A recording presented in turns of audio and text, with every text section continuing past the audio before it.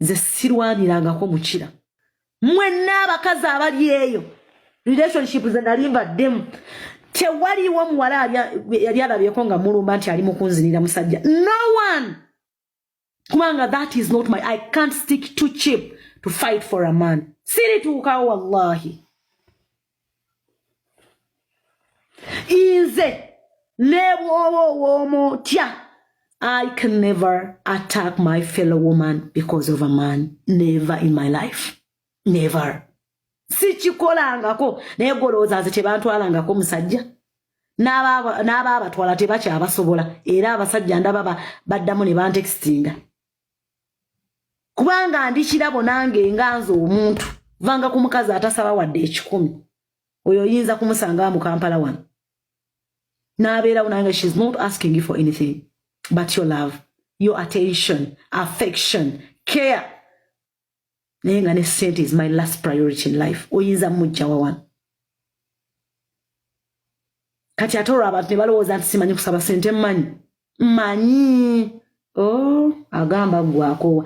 Manyidde ddala okusaba sente n'ompita okuntwala out. Nenzijanga nyambadde akasuuti akampinga n'omuwaatwa gwe ttaka ogulabika. Nga nkimanyi leero oteeka okumpa sente nkisobola nabyo. Mbisobola. I can wear all those characters. Chovola anga nabagambe nti tewali atamanyi kuvuma tewali atamanyi kuwemula. Naye abantu bagumiikiriza ne basirika. Naye nkibaddiramu.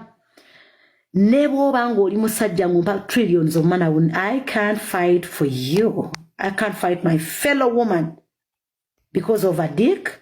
Ne bw'eba ng'oli mugagga otya nze sisobola kussa kitiibwa kyange ekyo kyagaana.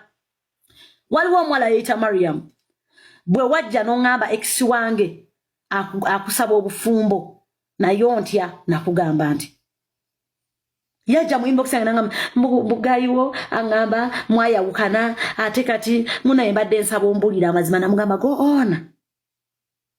on tesirina obwo buddemu nze nkayanira omukira kugina emikira egizunga kuno bantu balina emikira emimpi emiwanvu nga bw'olaba abakazi we bagamba bangi n'abasajja bwe bali otoolako butozi osonga mu busozi ogamba leero kandye ku guno waliwo ogw'ekikuta nange bwe bityo we biri naddala ku bakazi abaagala okukola okuggyako nga toyagala kukola naye oba omanyi okukola ng'osobola okubeeramu n'emitwalo gya 5 mu mmotoka osobola okufuna omusajja alina gw'oyagala love working mwagala okukola olabo batosobola kufuna musajja naye olw'okuba nti oyagala kali ka self respect n'ogamba okay let me stick with this man olwa self respect gy'onoonya kubanga bw'oba talatalamu buli ddakiika 2 n'ogamba